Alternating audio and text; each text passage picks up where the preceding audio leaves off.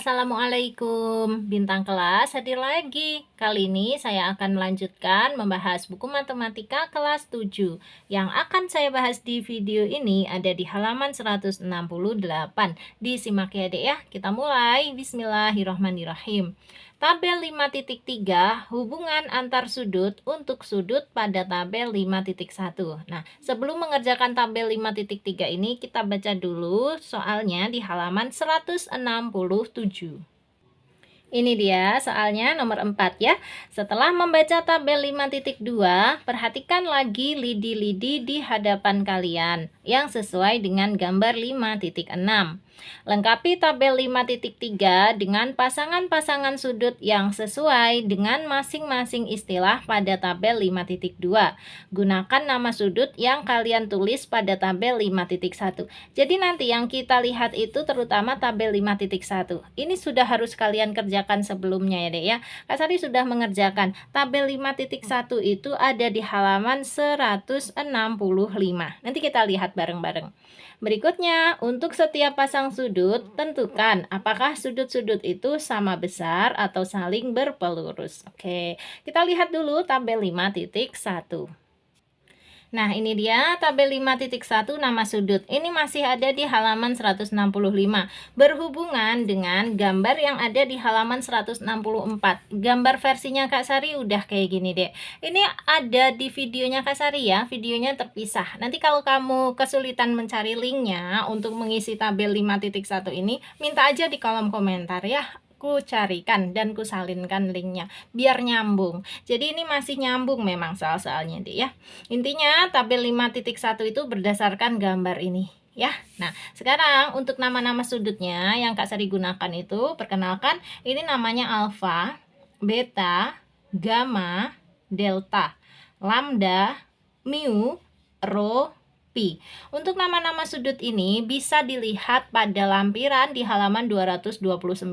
Di sana itu ada banyak ya abjad Yunani yang bisa dipakai sebagai nama-nama sudut. Nah, Kak Sari memilihnya 8 ini. Oke, kalian bisa memilih yang berbeda, bisa milih yang sama. Pokoknya nanti tabel 5.1 ini masih nyambung dengan tabel 5.3 yang akan kita kerjakan sekarang. Oke ya, sekarang kita lihat tabel 5.3. Siap, tabel 5.3 hubungan antar sudut untuk sudut pada tabel 5.1.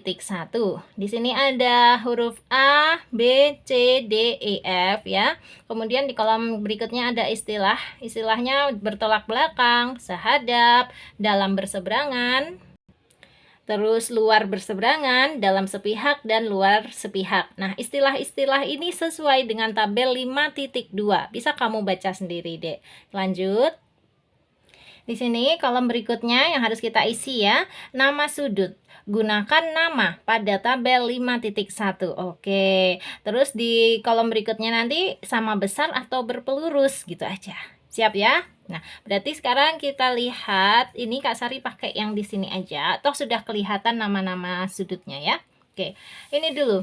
Untuk yang A, bertolak belakang. Sudut-sudut yang bertolak belakang itu yang mana saja? Kalau punyanya Kak Sari, sudut-sudut yang bertolak belakang itu yang ini. Alfa dengan gamma, beta dengan delta. Terus lagi, lambda dengan rho, mu dengan pi. Pokoknya kalau yang bertolak belakang itu posisinya kayak gitu. Atas, bawah. Ya kan? Ini bawah, atas. Atas dengan bawah, bawah dengan atas. Oke, kita tulis ya. Alfa dengan gamma, alfa dan gamma, lagi beta dan delta, beta dan delta.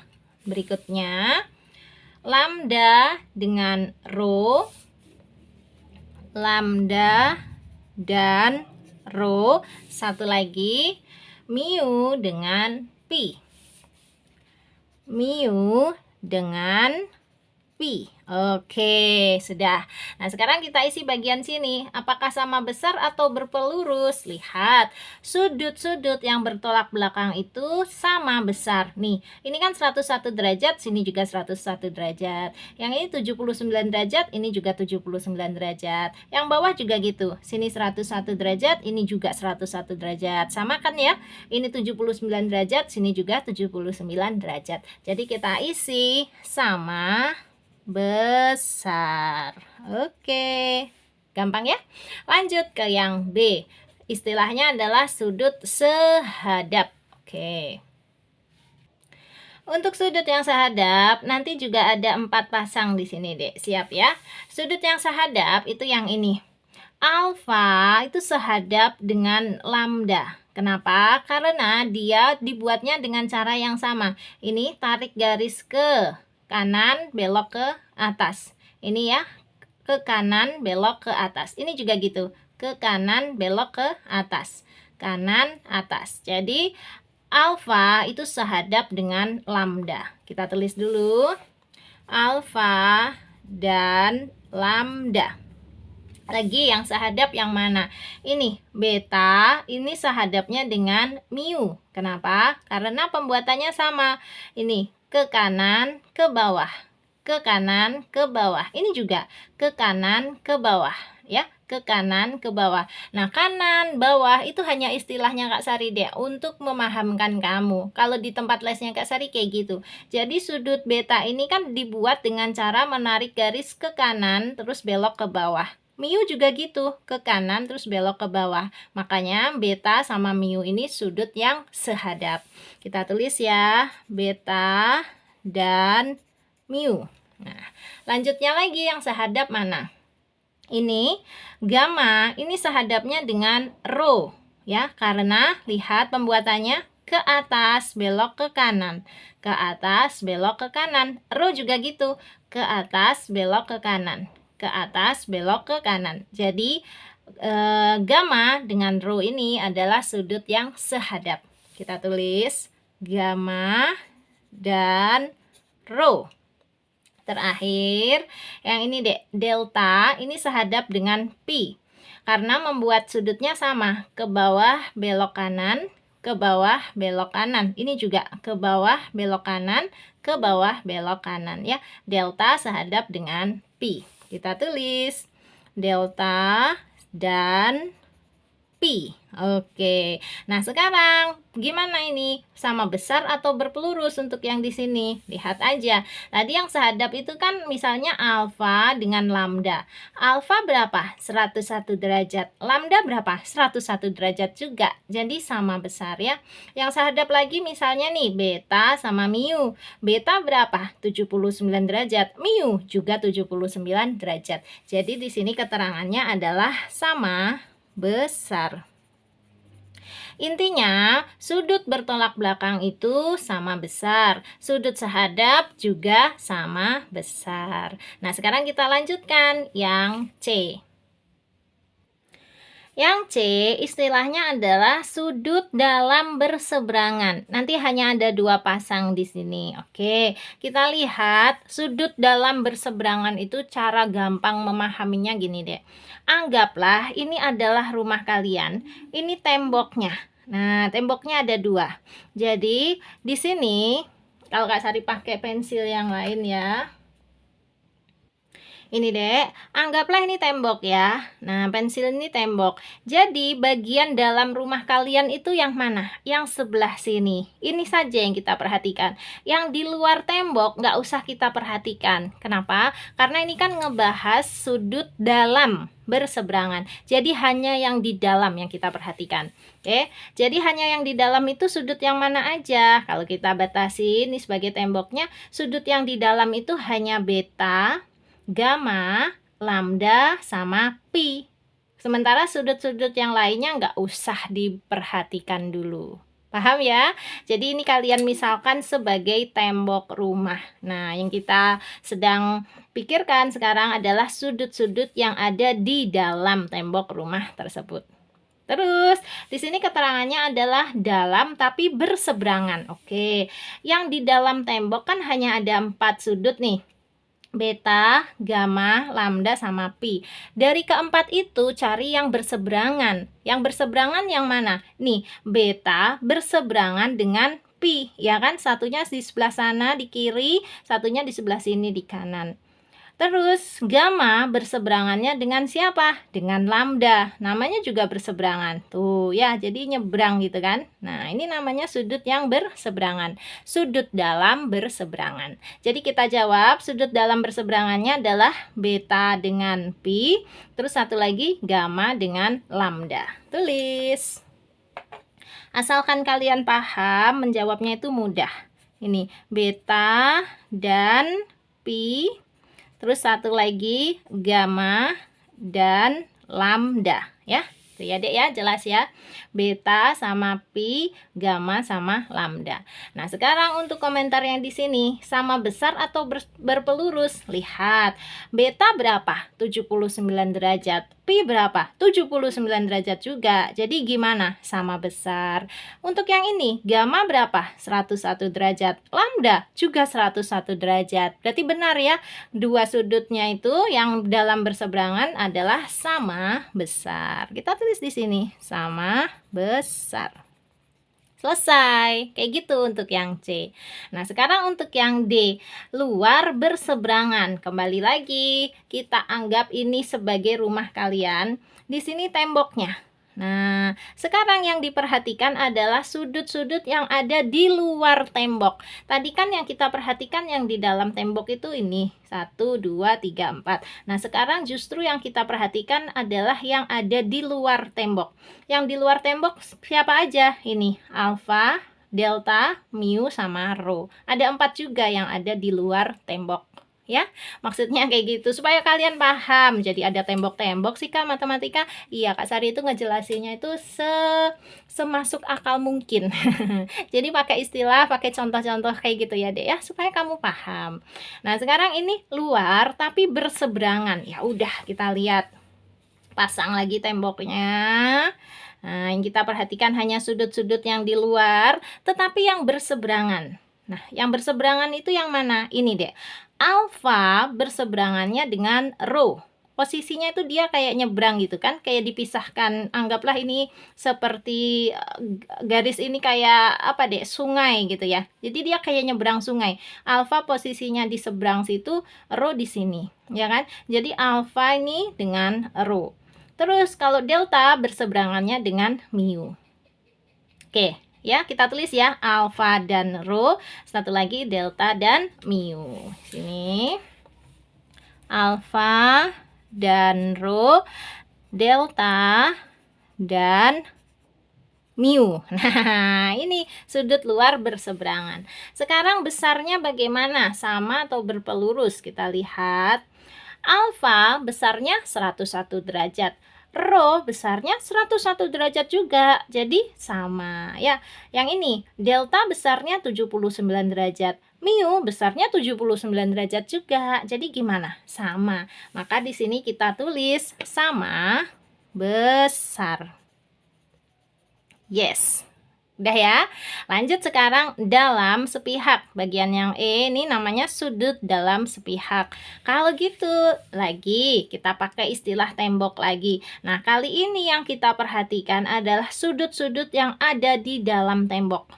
Lagi yang kita perhatikan yaitu beta, delta, sama lambda dan pi. Hanya ini yang kita perhatikan. Yang di luar tembok nggak usah diapa-apain ya. Oke, tetapi ini tadi keterangannya adalah sepihak. Ini tadi dalam juga tapi berseberangan. Kalau yang di sini dalam juga tapi sepihak. Nah, berbeda. Kayak gini kalau yang dalam sepihak itu, Dek. Ini ya, pokoknya sudutnya harus yang ada di dalam tembok dulu. Nah, sekarang cari yang sepihak. Sepihak itu maksudnya gini. Ini sudut beta sepihaknya dengan lambda. Kenapa? Karena ini kan tadi kita misalkan sebagai pemisahnya atau sungainya ya. Nah, beta itu ada di sisi sebelah sini sungai, lambda juga. Jadi mereka itu sepihak, di pihak yang sama. Terus delta atau ini apa deh? Gamma ya. Gamma ini sepihaknya dengan pi. Kenapa? Karena dia ada di sisi sini. Ya sama, di pihak yang sama. Ini kan sungainya. Nah, mereka ada di sebelah sininya sungai. ya Dek ya. Itu artinya sepihak. Kalau berseberangan tadi beta dengan pi, ya, gamma dengan lambda. Sekarang kalau sepihak, beta sama lambda, gamma sama pi. Paham ya? Yuk kita tulis ya, beta dan lambda, gamma dan pi. Beta dan lambda, terus gamma dan pi. Ini sudut dalam sepihak. Nah, sekarang di sini sama besar atau berpelurus? Kita lihat. Letakkan lagi. Jadi kalau masih belajar agak ribet gini nggak apa-apa loh. Jadi kita pakai permisalan, terus pakai bantuan pensil-pensil supaya kan paham.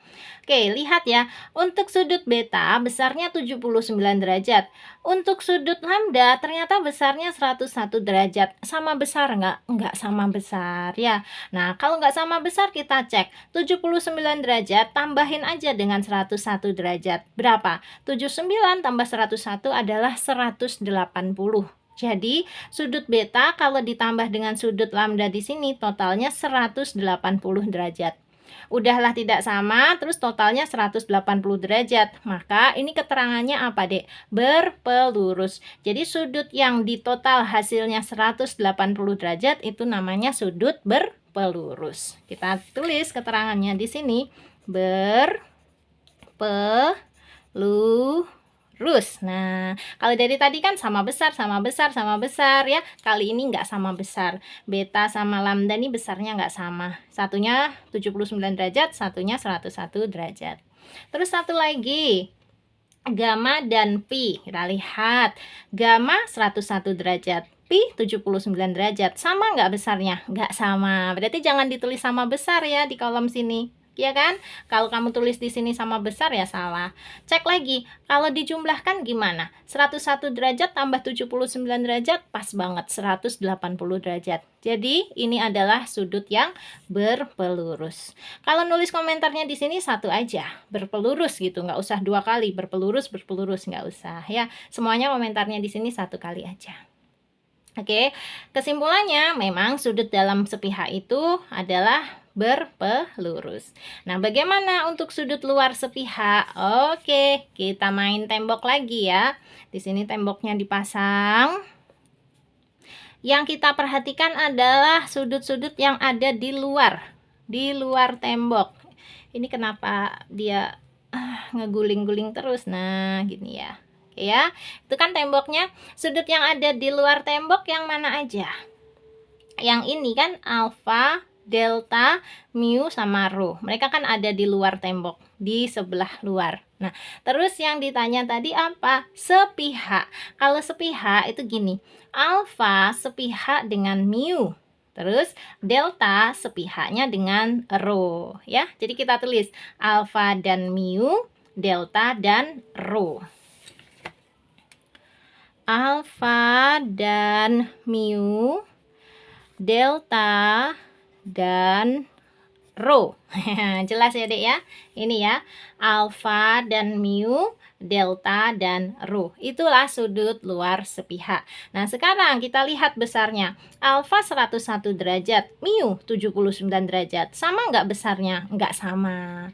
Kalau nggak sama berarti dicek jumlahnya. 101 derajat ditambah 79 derajat berapa? Pas banget 180 derajat. Kalau gitu berarti ini adalah berpelurus. Kan pokoknya kalau di total hasilnya 180 derajat itu berarti berpelurus. Coba kita buktikan dengan yang di sini. Delta sama rho. Delta 79 derajat, rho 101 derajat. Sama nggak? Nggak sama. Kalau nggak sama coba dicek jumlahnya. 79 derajat tambah 101 derajat pas 180 derajat. Jadi sudah benar jawaban kita. Sudut luar sepihak itu berpelurus. Sudah selesai. Itu ya tabel 5.3. Nah, sekalian di bawahnya ini ada soal nomor 5. Ayo berpikir kritis. Kita jawab sekalian. Mau ya? Ini dia. Di sini nomor 5, ayo berpikir kritis. Hubungan mana yang masih berlaku jika kedua garis tidak sejajar? Ini maksudnya tuh kayak gini, Dek. Kalau kita kembali ke gambar di sini, dua garis jalan Sulawesi dan jalan Sumatera ini adalah garis yang saling sejajar. Nah, kemudian dipotong oleh jalan Papua di sini. Nah, untuk nomor 5 itu bagaimana jika dua garis yang tadi sejajar itu sekarang tidak sejajar? Jadi ini tidak sejajar. Tuh, Dek, ya. Kan? Nah, terus dipotong dengan sebuah garis juga. Hubungan mana yang masih berlaku? Hubungannya itu maksudnya di antara A sampai F di sini tadi, luar sepihak, dalam sepihak, luar berseberangan, dalam berseberangan, sehadap, dan bertolak belakang. Nah, dari 6 hubungan itu, mana yang masih berlaku jika kedua garis tidak sejajar? Kak Sari kasih tahu ya, jika dua garis ini tidak sejajar, kemudian dipotong oleh sebuah garis, maka hubungan yang masih berlaku hanya hubungan yang bertolak belakang. Nih, misalnya nih Kak Sari kasih sudutnya sudut bintang, bertolak belakangnya dengan yang di sini. Nah, ini sudutnya besarnya sama, masih berlaku. Terus kalau di sini misalnya Kak Sari kasih sudutnya sudut hashtag, ya hashtag. Ini juga sudut hashtag ya. Nah, ini masih berlaku. Ini besarnya masih sama. Dia adalah sudut yang saling bertolak belakang. Sebelah sini juga, misalnya aku kasih nama sudutnya sudut cacing. Ini juga sudut cacing. Nih, cacing dengan cacing nih besarnya sama. Ya, terus misalnya ini sudut lingkaran, ini juga sudut lingkaran. Ini adalah sudut yang bertolak belakang, besarnya pasti sama. Tetapi untuk sudut-sudut yang lain, misalnya sudut sehadap, sudut apalagi deh, dalam berseberangan, luar berseberangan, dalam sepihak dan luar sepihak, itu sudah tidak berlaku kalau dua garisnya tidak sejajar. Jelas ya? Jadi kita jawab, hubungan mana yang masih berlaku jika kedua garis tidak sejajar? Yang masih berlaku, gini deh, hubungan yang masih berlaku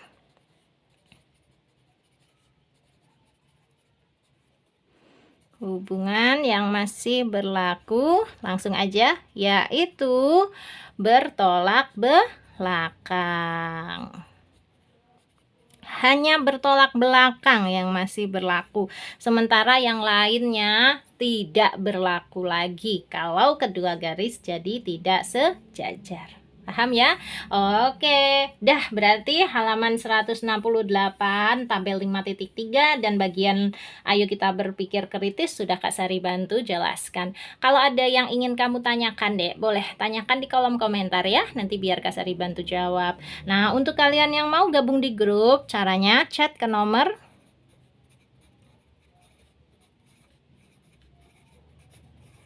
081456109870. Grupnya Kak Sari ada dua macam dong, ada yang gratis dan ada juga yang berbayar. Kamu boleh pilih ingin digabungkan ke dalam grup yang mana. Nah, sekarang Kak Sari pamit dulu. Kalau kamu suka dengan video ini, silahkan like, komen, dan share ke teman-temanmu. Dan kalau kamu belum subscribe channel ini, boleh subscribe. Terima kasih banyak. Assalamualaikum warahmatullahi wabarakatuh.